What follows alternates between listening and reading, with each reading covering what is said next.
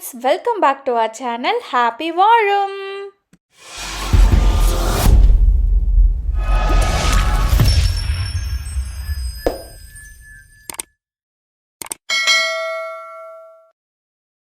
இன்றைக்கி ஒரு சூப்பரான vlog தான் பார்க்க போகிறீங்க. வாங்க ஷாப்பிங் போகலாம். என் மால்க்கெலாம் கிடையாது, ரோட்டுக்கு போகலாம் ஷாப்பிங்க்கு. ஸோ இதுதான் எங்கள் தெருவில் பார்த்திங்கன்னா அப்பளக்காரர் வருவார். ஸோ எப்பயுமே நீங்கள் லாஸ்ட் இயர் இந்தியா ட்ரிப்பில் கூட பார்த்துருப்பீங்க. நாங்கள் இவர்கிட்ட அப்பளம் வாங்கிட்டு இருந்ததை. ஸோ எங்கள் அத்தை சொல்லுவாங்க, அதாவது எங்கள் மாமா அவங்கெல்லாம் சின்ன வயசுலேருந்து இவர்கிட்ட தான் நான் வாங்கிட்டுருக்கிறேன் அப்படின்னு சொல்லிட்டு ஸ்டில் இவங்க கிட்ட தான் பார்த்திங்கன்னா அப்பளம், அதுக்கப்புறம் இந்த மாதிரி ஊறுகாய் இதெல்லாம் வாங்குவாங்க. அண்ட் இவர்கிட்ட ப்ராடக்ட்ஸ் எல்லாம் நம்ம முன்னாடியே சொல்லி வச்சிடணும். ஏன்னா அவ்வளோ டிமாண்டு. எல்லோரும் கால் பண்ணி இதெல்லாம் கொண்டு வாங்க, அதெல்லாம் கொண்டு வாங்க அப்படின்னு சொல்லுவாங்க. ஸோ வாரத்துக்கு 2 வாட்டி தான் வருவார். லாஸ்ட் டைம் நாங்கள் நம்பர் வாங்கி வச்சுருந்தோமா, கால் பண்ணி நாங்கள் சொல்லிட்டோம், எங்களுக்கு இந்த மாதிரி இந்த ஊறுகாய் வேணும், அதுக்கப்புறம் இந்த அப்பளம்லாம் வேணும், எங்கேயும் சேல் பண்ணிவிட்டு அதுக்கப்புறமா கடைசியாக இந்த தெரு பக்கம் வராதிங்க, முதல்லையே கொண்டு வந்துருங்க அப்படின்னு சொல்லி வச்சுருந்தோம். ஏன்னா அந்தளவுக்குங்க கடன்னு எல்லாமே சோல்ட் அவுட் ஆகிடும். ஸோ முன்னாடியே ஃபோன் பண்ணி நாங்கள் சொல்லியாச்சு. அதனால் அப்படியே ஸ்ட்ரெயிட்டாக ஃபஸ்ட்டு இந்த தெருவுக்கு வந்துட்டார் இன்றைக்கி. எத்தனை பேருக்கு இந்த மாதிரி எக்ஸ்பீரியன்ஸ் இருக்குதுன்னு சொல்லுங்கள். கண்டிப்பாக நம்ம எல்லாருக்குமே சின்ன வயசில் இந்த மாதிரி எக்ஸ்பீரியன்ஸ் இருக்கும். ஏன்னா இந்த அவல் வாங்குவாங்க, அப்பளம் வாங்குவாங்க, இந்த மாதிரி ஊறுகாலாம் இந்த மாதிரி தான் நம்மளாம் சின்ன வயசில் பார்த்து வாங்கியிருந்தோம். பட் ஸ்டில் இப்போயும் ஊர் சைட்லலாம் இந்த மாதிரி இருக்குது. நாங்கள் இப்படி தான் வாங்கிட்டுருக்குறோம். நீங்கள் எத்தனை பேர் வாங்குறீங்கன்னு சொல்லுங்கள். அண்ட் இங்கே பாருங்கள், என்னோடய மோஸ்ட் ஃபேவரட், நிறைய பேருக்கு இது ஃபேவரட்டாக இருக்கும், தேன் மிட்டாய். எத்தனை பேருக்கு தேன் மிட்டாய் ரொம்ப பிடிக்கும்ன்ட்டு கமெண்ட்டில் சொல்லுங்கள், ஓகேங்களா? அதுக்கப்புறம் இவர் நிறைய வெரைட்டிஸ்லாம் வச்சுருப்பார். ஓட்டை வடை, அந்த பலகாரம் தட்டை, அப்புறம் இந்த மாதிரி பிஸ்கெட்ஸு, கடலை எல்லாமே வச்சுருப்பார். ஸோ பார்த்து எல்லாத்தையும் வாங்கினோம். நாங்கள் கிட்டத்தட்ட இவர்கிட்டயே ஒரு 700 ரூபாய்க்கு பில்லை போட்டிருப்போம். இது ஒரு பேக்கெட்டும் 10 ரூபா 15 ரூபா தான். அதுக்கே 700 ரூபாய் பில்லை போட்டோன்னா பார்த்துக்கோங்க. ஸோ எல்லாத்தையும் வாங்கி பேக் பண்ணியாச்சு. ஜெர்மனிக்கு கிளம்பணும்ல, அதனால் எல்லாத்தையும் ரெடி பண்ணிட்டுருக்கோம். இங்கே பார்த்தீங்களா எப்படி தேன் மிட்டாயை சாப்பிடுதுங்கன்னு சொல்லிட்டு.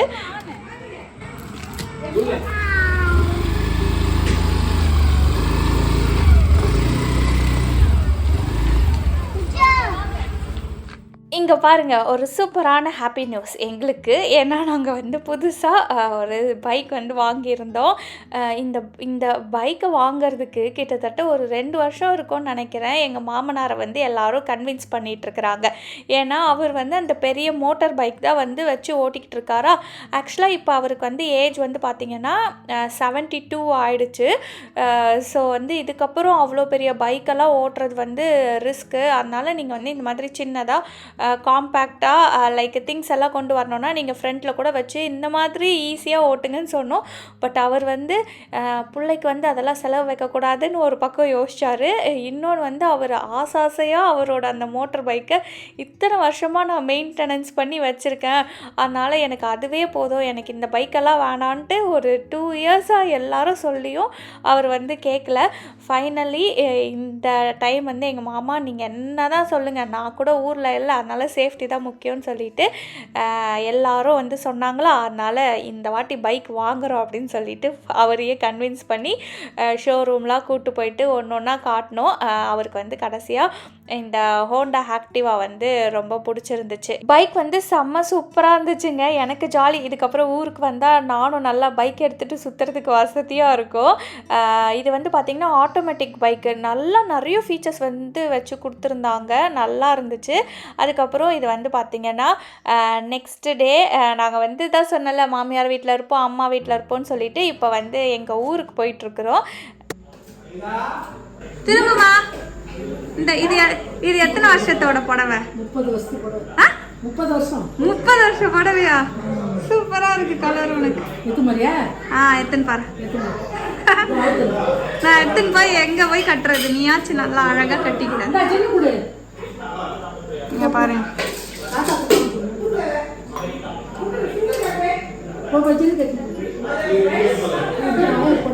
எதுக்கு ஊருக்கு போயிருந்தோன்னு பார்த்தீங்கன்னா, எங்கள் அம்மா நிலானிக்காக்காக ஒரு வேண்டுதல் வச்சுருந்தாங்க.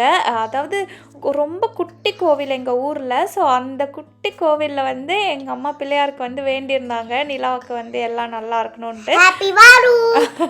ஸோ அதனால் இங்கே போயிட்டு பூஜைலாம் பண்ணிவிட்டு அப்புறம் சுண்டல் உருண்டை இதெல்லாம் வந்து படைச்சிட்டு ஊரில் இருக்கவங்களுக்கெல்லாம் வந்து கொடுத்துட்டு நல்லா செலிப்ரேட் பண்ணோம். எங்கள் அம்மா இப்படி தான் நிலாவுக்கு சின்னதாக என்ன ஜுரம் வந்துருச்சுன்னா கூட உடனே என்ன ஒரு சாமிக்கு வந்து வேண்டி நாங்கள் ஊருக்கு போகும்போது ஒன்று ஒன்றா பண்ணிக்கிட்டு இருப்பாங்க.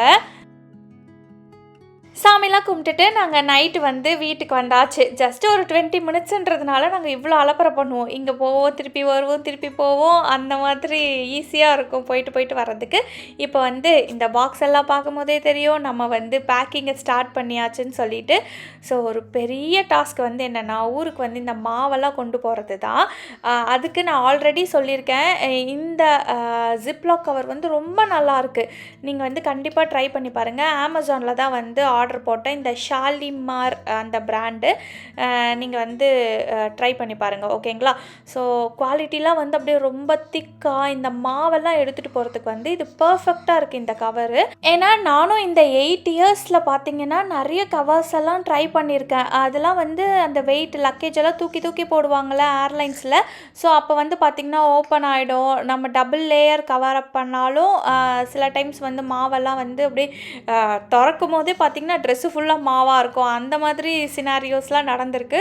பட் வந்து இப்போ ஒரு 2-3 வருஷமாக இந்த கவர் தான் நான் வந்து யூஸ் பண்ணுறேன். எனக்கு வந்து ரொம்பவே சாட்டிஸ்ஃபைடாக இருக்குங்க. அண்ட் இங்கே பாருங்கள், மொத்தமாக ஹாலில் எல்லாத்தையும் பரப்பி வச்சு பேக்கிங்கை வந்து நாங்கள் ஸ்டார்ட் பண்ணிட்டோம். எனக்கு வந்து சில பல அந்த கிராசரிஸ் கூட விட்டுறலாங்க. இந்த மாதிரி மாவு மிளகாத்தூள்லாம் கண்டிப்பாக கொண்டு போயிடுவேன் நான். ஏன்னா எனக்கு வந்து இந்த மாவு மிளகாத்தூள்லாம் வந்து ஹோம்மேடாக நம்ம ப்ரிப்பேர் பண்ணுறது தானே பெஸ்ட்டாக இருக்கும். டே டு டே லைஃப்பில் குக்கிங் பண்ணுறதுக்கு ஏதோ ஒரு வாட்டி 2 வாட்டி வேணால் நம்ம இந்த தனி மிளகாத்தூள் அந்த மாதிரி தான் நான் வெளியே வாங்குவேனே கண்டி இந்த மாவெல்லாம் வந்து நம்மளுக்கு வீட்டில் அரைக்கிற அந்த டேஸ்ட் இருக்காதுல்ல. ஸோ அதனால் வீட்டில் தான் கொண்டு போவேன். இந்த வாட்டி வந்து அந்த தனி மிளகாத்தூள் கூட எல்லாத்தையும் வந்து எங்கள் அத்தை அரைச்சி கொடுத்துருந்தாங்க. ஸோ நான் வந்து பார்த்திங்கன்னா நான் என்னென்ன மாவெல்லாம் கொண்டு போகணுன்னு சொல்கிறேன். ஸோ தட் உங்களுக்கு வந்து ஃப்யூச்சரில் பேக் பண்ணும்போது கொஞ்சம் ஈஸியாக இருக்கும். நான் பார்த்திங்கன்னா ஃபஸ்ட்டு இந்த வெள்ளைச்சோளம் எனக்கு வந்து இந்த அடைலாம் செஞ்சு டின்னருக்கு சாப்பிடும் போது லைட் ஃபுட்டாக டின்னர் வந்து முடிச்சுப்போம். ஸோ வெள்ளை சோளம், அதுக்கப்புறம் கோதுமை மாவு, ராகி மாவு, சத்து மாவு மெயினாக வந்து கொண்டு போவோம். ராகி மாவும் சத்து மாவும் வந்து பயங்கரமாக காலியாகும் எங்கள் வீட்டில். ஏன்னா அந்த மாதிரி நாங்கள் நிறைய ரெசிபீஸ் வந்து இன்க்ளூட் பண்ணுவோம். நெக்ஸ்ட்டு கடலை மாவு, அரிசி மாவு இடியாப்பத்துக்கு அதுக்கெல்லாம் முறுக்கு இதெல்லாம் செய்யும் போது யூஸ் ஆகும்.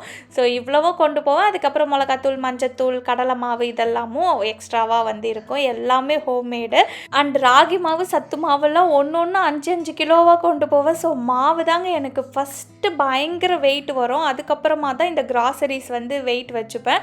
ஸோ மாவு தான் ரொம்ப முக்கியம் பிகிலுன்ற மாதிரி கொண்டு போவேன். நல்லா இருக்கா சாப்பாடு? சூப்பர். வாழலை அத்தை, எனக்கு எங்க வாழலை? அதானே நீ வந்து பாப்பா கூட்டுற சாப்பாடு சேர்த்து சாப்பிடுற. பிள்ளைக்கு நான் மட்டும் வாழை இலை, வடை, மட்டன் குழம்பு, இட்லி சுட சுட. ஸோ இன்றைக்கி வந்து சண்டே, அதனால தடல் போடலாம் வந்து காலையிலேயே மட்டன் குழம்பு, வடை, இட்லி எல்லாத்தையும் வச்சாச்சு. ஸோ இந்தியா வந்து நல்லா சாப்பிட்டு என்ன ஆக போகிறோன்னு தெரியாத அளவுக்கு சாப்பிட்டுக்கிட்டு இருக்கேன் நான். ஸோ நான் வந்து பார்த்திங்கன்னா இங்கேயும் சாப்பிட்டுக்கிட்டு எங்கள் அம்மா வீட்லேயும் சாப்பிட்டுட்டு நல்லா என்ஜாய் பண்ணுறேன். ஒரு வாட்டியும் சாப்பிடும் போது என்ன நினச்சிப்பேன்னா, போடா ஜெர்மனிக்கு போயிட்டு ஒரு பாயாசத்தை போட்டுற வேண்டியதான்ற மாதிரி ஜெர்மனிக்கு போயிட்டு ஒரு வெயிட் லாஸை பண்ணுற வேண்டியது தான். இங்கே இருக்கிற வரைக்கும் நல்லா சாப்பிடுவோம். இதுக்கப்புறம் இதெல்லாம் நம்மளுக்கு எப்போ கிடைக்க போகுது, நாமளே சமைச்சி நாமளே சாப்பிட்ணும் அப்படின்ற ஒரு மைண்ட் செட்டில் இருப்பேன். ஸோ எத்தனை பேர் என்னைய மாதிரி இருப்பீங்கன்னு கமெண்ட்டில் சொல்லுங்கள்.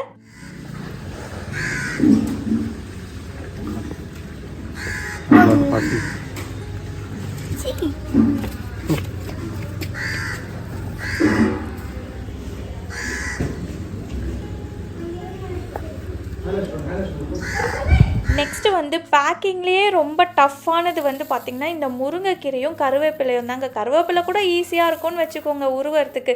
இந்த முருங்கைக்கீரைலாம் வந்து எவ்வளோ உருவனா இந்த அளவுக்கு முருங்கைக்கீரை கிடச்சிருக்கோன்னு பாருங்கள். அண்ட் இந்த கிரெடிட்ஸ் ஃபுல்லாக வந்து பார்த்திங்கன்னா எங்கள் மாமனாருக்கும் மாமியாருக்கும் தான் போவோம். அவங்க தான் அவ்வளோ நேரம் இந்த முருங்கைக்கீரையை உருவறதா இருக்கட்டும், கருவேப்பிலையை உருவி அதை அலசி காய வச்சு ட்ரை பண்ணி எனக்கு வந்து கொடுத்தாங்க. ஸோ நாங்கள் வரோன்னு சொன்னது உடனே வந்து முருங்கை மரத்துலேருந்து எதுவுமே பண்ணாமல் அப்படியே வச்சுருப்பாங்க. நாங்கள் வந்ததும் அந்த முருங்கை மரத்தையும் ஃபுல்லாக வெட்டி எங்களுக்கு ஒரு வருஷத்துக்கு எவ்வளோ முருங்கைக்கீரை தேவையோ அவ்வளோ கொடுப்பாங்க. ஆக்சுவலாக இதுவே வந்து யூஸ் பண்ணுறது போதுமான அளவுக்கு இருக்குங்க.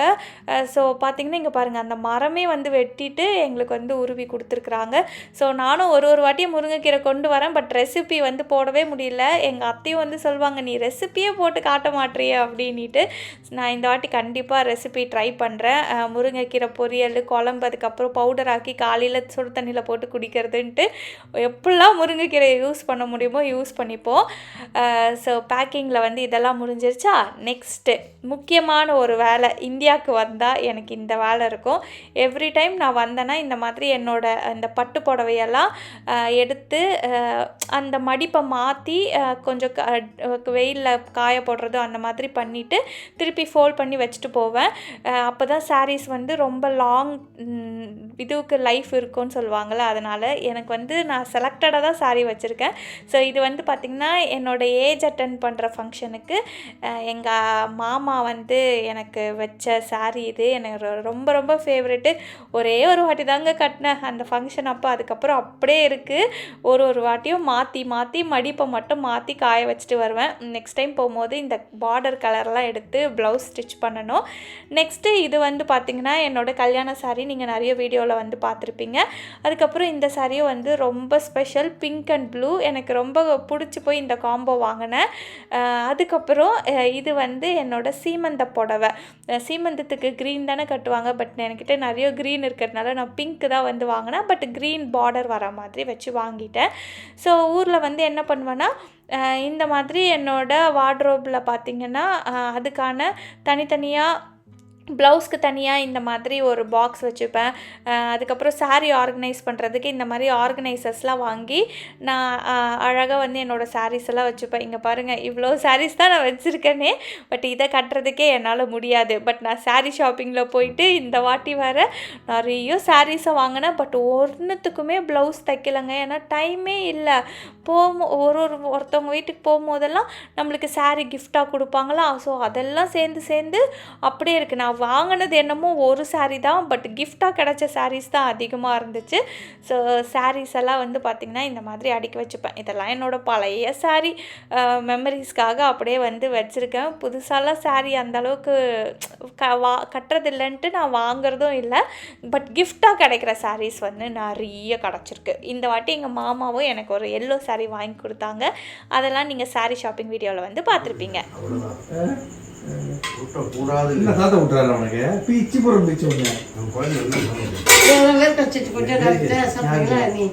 பசி இல்லை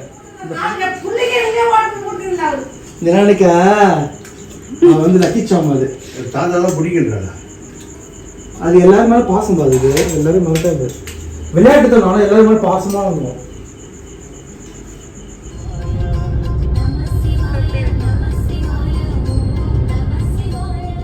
எங்கள் காரில் போன பாட்டை கேட்டே கண்டுபிடிச்சிருப்பீங்க. என்னோடய ரெகுலர் சப்ஸ்கிரைபர்ஸாக இருந்தால் இப்போ நாங்கள் வந்து எங்கே போயிட்டுருக்கோன்னு சொல்லிட்டு திருவண்ணாமலைக்கு தாங்க போயிருக்கிறோம். எப்போ இந்தியா வந்தாலுமே கண்டிப்பாக எங்கள் மாமனார் எங்களை கூப்பிட்டு போகிற ஒரே பிளேஸ் வந்து பார்த்திங்கன்னா திருவண்ணாமலை. கோவிலுக்கு போகாமல் நாங்கள் வந்து ஊருக்கே வந்து போனது கிடையாது. ஸோ எப்போ இந்தியா விசிட் பண்ணாலும் திருவண்ணாமலை கோவில் வந்து லிஸ்ட்டில் எழுதக்கூட தேவையில்லை. அது ஒரு டிஃபால்ட் ஆப்ஷன் எங்களுக்கு. ஸோ எவ்வளோ கூட்டங்க இப்போல்லாம் வந்து கோவிலுக்குள்ளே போனால் எந்த கோவில் எந்த நாளில் நீங்கள் போனாலும் பயங்கர ரஷ்ஷாக தான் வந்து இருக்குது. ஸோ நாங்கள் போன அப்போல்லாம் வந்து பார்த்திங்கன்னா திருவண்ணாமலையில் வந்து வந்து அவ்வளோ கூட்டம். லைக் லிட்ரலாக நாங்கள் வந்து ஒரு 5 hours 6 hours வந்து லைன்லேயே நின்று சுற்றிட்டு இருந்தோம். அந்தளவுக்கு கூட்டம். நிலா வந்து நல்லா லைனில் என்ஜாய் பண்ணுச்சு. பட் ஒரு கட்டத்தில் எல்லோரும் போட்டு நசுக்குனதில் காற்றே வரல அப்படின்னு சொல்லிட்டு ஃபைனலாக ஆமாம், உள்ளேருந்து வெளியவும் வர முடியாது, வெளியேருந்து உள்ளேயும் போக முடியாது. இந்த அளவுக்கு நாங்கள் ரஷ் வந்து ஃபேஸ் பண்ணதில்லைங்க. இதுதான் ஃபஸ்ட் டைமா. ஸோ நிலாலாம் வந்து பார்த்திங்கன்னா அப்படியே தாளிச்சிருச்சுனே சொல்லலாம். அந்த அளவுக்கு வந்து பயங்கரமாக வந்து வேர்த்து கொட்டி, ஏன்னா அவ்வளோ ரஷ்ஷு போட்டு அமுக்குனதில் அதுக்கப்புறம் கொஞ்சம் நேரம் அந்த டாப்பெல்லாம் ரிமூவ் பண்ணிவிட்டு காத்தோட்டமாக வந்து வச்சுருந்தோம். ஸோ இப்போலாம் வந்து நிறைய பேர் வந்து சாமி பக்தி ஆகிட்டாங்களா என்னன்னு தெரில, அவ்வளோ ரஷ் இருக்குங்க. எங்கள் ஊர் காஞ்சிபுரத்தில் கோவிலுக்குள்ளே நுழைஞ்சாலும் அவ்வளோ பேர் இருக்கிறாங்க. பஸ்ஸு, அதுக்கப்புறம் வந்து பார்த்திங்கன்னா வேன் அப்படின்னு டெம்போலலாம் வந்து சாமிக்கு வந்து இறங்குன்னு அப்படி லைனாக வந்துட்டே இருக்குங்க. பார்க்கிங்க்கு கூட இடம் இல்லைன்னா பாருங்கள், அந்தளவுக்கு வந்து ரஷ்ஷு அப்படியே சும்மா களை கட்டுது எந்த கோவிலுக்குள்ளே போனாலும். அண்ட் இந்த நிலானிகா குட்டி கோவிலில் பண்ணதை நான் இப்போ ஆட் பண்ணுறேன், பார்த்து நல்லா என்ஜாய் பண்ணுங்கள்.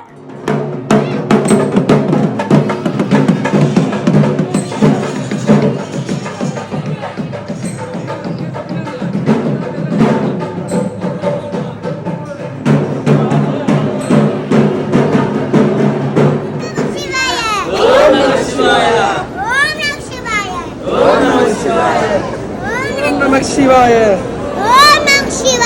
Om Namah Shivaya. Om Namah Shivaya. Om Namah Shivaya. Om Namah Shivaya. Om Namah Shivaya. Om Namah Shivaya. Om Namah Shivaya. Om Namah Shivaya. Om Namah Shivaya. Om Namah Shivaya. Om Namah Shivaya. Om Namah Shivaya. Om Namah Shivaya. Om Namah Shivaya. Om Vishwavini. Om Namah Shivaya. Om Namah Shivaya. Om Namah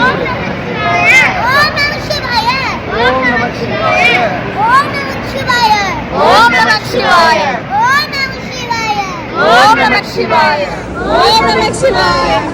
இப்படி தாங்க கிட்டத்தட்ட அவள் 40 minutesலேருந்து 1 hour வரைக்கும் இதே மாதிரி ரிப்பீட்டடாக சொல்லியிருந்தா. சாமிகேமே உடம்புல வந்துருச்சான்ற அளவுக்கு அப்படியே சொல்லிட்டே இருந்தா. இவ சொல்கிறத பார்த்து அங்கே இருக்கிறவங்க எல்லாரும் இவ பின்னாடி வந்து ரிப்பீட் பண்ணிட்டே இருந்தாங்க. நிஜமாகவே ஒரு கூஸ் பம்ப்ஸ் மொமெண்ட் மாதிரி க்ரியேட் பண்ணிட்டாங்க சடனாக. ரொம்பவே வந்து ஹாப்பியாக இருந்துச்சு. ஸோ இப்படி தான் எங்கள் இந்தியா ட்ரிப் வந்து போயிட்டுருக்குது. Thank you so much friends for வாட்சிங் அவர் சேனல். கண்டிப்பாக சீக்கிரம் நெக்ஸ்ட் வீடியோவில் வந்து மீட் பண்ணலாம். இந்த வீடியோ பிடிச்சிருந்துச்சுன்னா லைக் பண்ணுங்கள், ஷேர் பண்ணுங்கள், கமெண்ட் பண்ணுங்கள், மறக்காமல் நம்ம சேனலை சப்ஸ்கிரைப் பண்ணுங்கள். பாய். வாழ்க வளமுடன்.